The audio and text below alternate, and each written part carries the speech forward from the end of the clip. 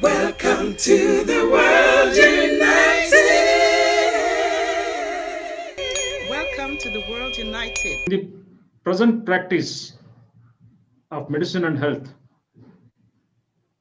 present practice of health, healing systems, and different therapies available in the world.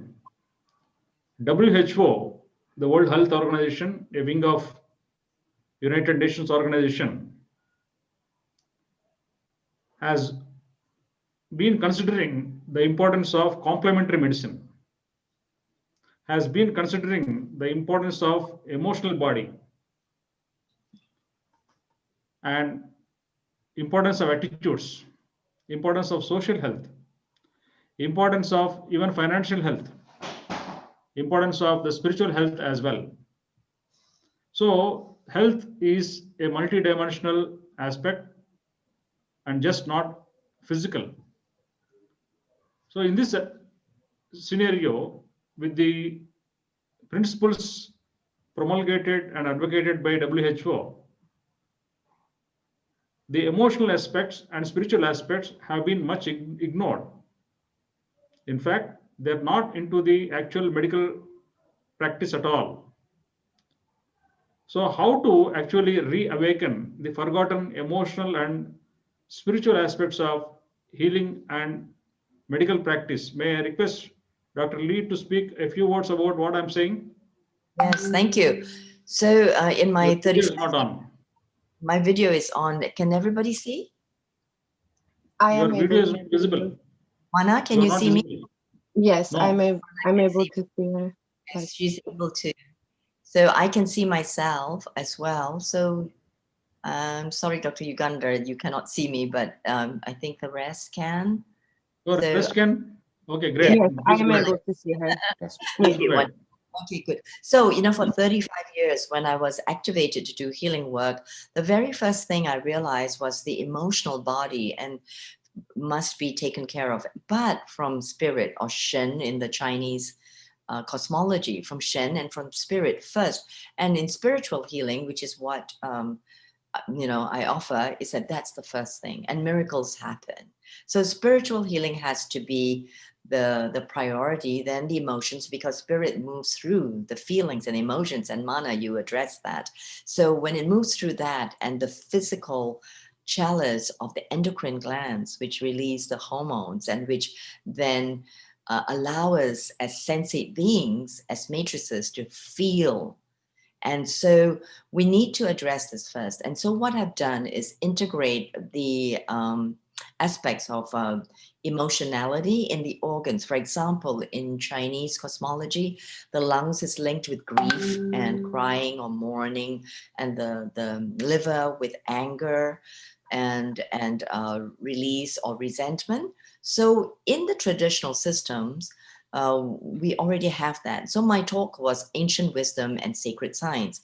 But over time, in working with so many people, especially with cancer, I found that it had this root, this seed in the emotions. And I myself, I could have had cancer in 1990. So I went deep, deep, deep into my emotional body, and then discovered the brilliance and the magic of forgiveness and then letting go. So that is really key now in holistic medicine. So my certification is in holistic counseling, which I bring it in, and transpersonal psychology, which is spiritual psychology. So over the years, I've integrated this, and this is what I maintain in bringing it into the future of healing. And so this is now being integrated as well as with technologies. So I've been doing that for 35 years, and I'm really happy to see that people are understanding this, and especially in the treatment of depression and mental illness, that we have to go to the core of it, which is our spiritual core. So, Mana Shams, I welcome you into this panel discussion. How do you think these emotions, emotions, the feelings, affect the health, affect the status of the disease? How exactly emotional health reflects health and disease? How our own feelings of anger, lust, greed, hatred jealousy, prejudice, all these types of different emotions which are supposed to be obnoxious, how it actually affects the physical body. Do you think cancers are because of our emotions? Do you think diabetes and hypertension and so many other ailments existing in the world are because of just our emotions? What is your take on it, and how you think we can be out of all these maladies based upon the emotional perspective? So over to you, please. Hello to everybody. Yes, they directly affect, and I would say emotions are energies that we hold in our body, in different parts of our body, and when the emotion are in those chakras, they block the energy to flow, and the reason that um, the healing doesn't happen, it's because people hold on to those emotions and they don't express them. And sometimes it also comes through generations as well, it through our DNA, because kind of like we are repeating what our parents are doing, the way they hold their emotion. We are um, they taking them as role models, and we do the same thing. But when we allow that, we express our emotions through each center, we allow the natural energy of the healing, our chi, to flow through those chakras, and it will clear out the this disease, the sickness. For instance, I would say I was numb. I was in a relationship, and that it would cause me to not express my emotions. So I would become numb and not express even through my voice. So that caused me to get a cancerous tumor, that it was right on my chakra, which was directly connected to my voice and my ability to lead my life. And as we clear this emotional blockage that we carry in our field, even it's not only can be in the body, it can also be in our aura. When we clear that, we allowed our spirit to take over all of those spaces and be able to ground into the earth and be able to express and be the creativity, the flow, whatever we are here to do and become. Dr. Uganda, if I may say then, one of the important Here? modalities is psychosomatic. Hello. Yes, psychosomatic So healing. in the present scenario of medical practices, both the allopathy medical practice and so many other systems of medicine, be it many modalities of vibrational medicine like Ayurveda, Unani, Siddha, acupressure, acupuncture, so many types of Richian therapies, Radix, Alexandria, Frederick, so many types of therapies are in vogue. Same with energy medicine, same with other medical therapies. Medical therapies in the sense the therapies which are useful in rectifying the wrong attitudes and the wrong belief systems by way of maybe past life therapy, maybe meditation and enlightenment, maybe rebirthing techniques, maybe guided imagery, so many other methods. People are saying pet therapy, plant therapy, biofeedback, autogenic training. So many methods are coming into the market on a daily basis. So much so that they're outnumbering even the number of diseases. So the therapies are much more diverse, much more good. So each therapy and a person who is practicing a certain therapy is always falling into the shoes of making tall claims about the therapist which he or she is practicing. So these tall claims are making so many gullible people to enter into these paths and wasting their time, energy, money, and all. How do we actually compensate these limitations of therapies? Each therapy has got its own advantage and disadvantage as well. Disadvantage in the sense limitations. So what one therapy works for one type of maladies may not be able to work for other type of maladies. So how we can actually compensate all these limitations and combine all the good things about different types of therapies and create actual integrated model of health which is most economic, most efficient and affordable, easily reachable, and good for community on the whole. What is your take on it, Dr. Lee? Yes, I'm so glad you brought this up because after 30 years of integrative medicine, working with doctors, medical doctors as yourself, that we are able to combine the modalities very well as a holistic consultant. That's what I do. And also, it depends. When I was in the hospitals and the clinics, I had to ask them, how far do we want to go? Because one of the modalities is past life regression and to clear trauma in young adulthood and childhood and in vitro and in utero. And so, and going back in time, which is what I did, and also discovered that genesis in cancer when I was in the cancer center. And so, so that's a very good question, is that how far are people willing to go in integrative medicine to deepen? Because some of the doctors I was working with was actually terrified of that concept.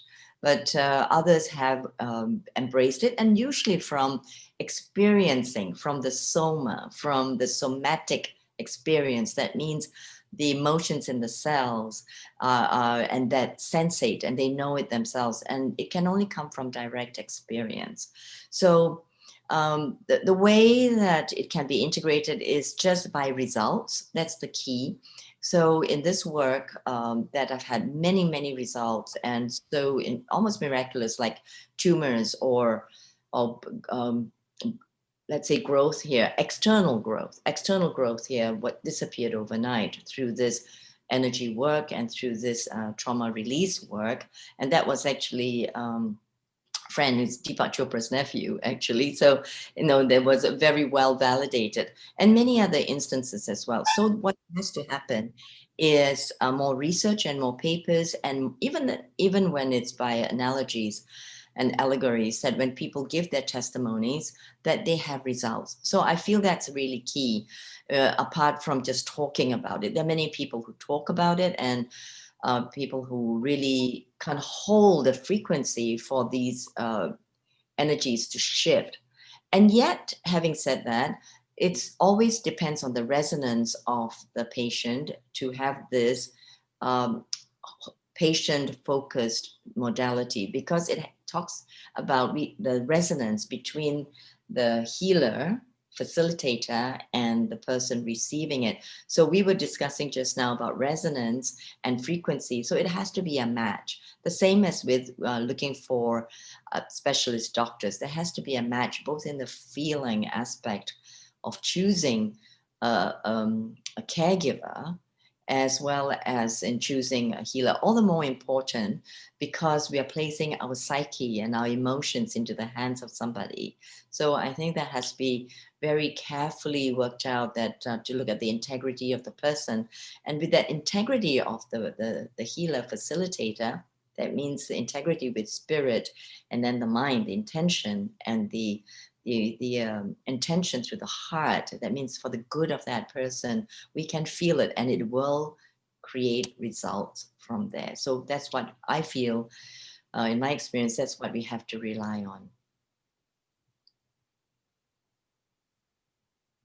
Thank you, Dr. Lee. And same to you, Manas Shams. How do you actually create an integrated model? See, when you talk about integrated model, the major issue is the so-called modern medicine practitioners. It is called modern medicine because of popularity, because of efficacy, and because people are seeking that. And so much of money research is going in this direction of so-called modern medicine. The modern medicine is compared to the traditional healing modalities across the world, be it the methods of shamanism, be it the methods of the druids, be it the methods of the hoodoo tribes, be it the methods of curanderos, be it the methods of psychic healing of Philippines, be it so many types of herbs, plants, the therapies of which have been much in vogue everywhere, Israel, Africa, the traditional Indians of North America, South America, everywhere the herbal, local herbs, the native herbs have got a lot of value. So these traditional therapies do not have much research. Maybe the so-called medical practitioners are thinking that they are too crude and the extracts of which are not really useful and the research was not on. Maybe the pharmaceutical companies are in the form of a mafia model, which actually governs, controls, manipulates all the medical practices. There are several reasons, several factors, several conspiracies, several issues, several challenges even.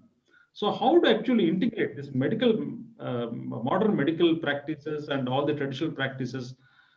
Because of all these challenges that we all know each other, how do you think we can actually do it? What are your views on it? So that's a good question.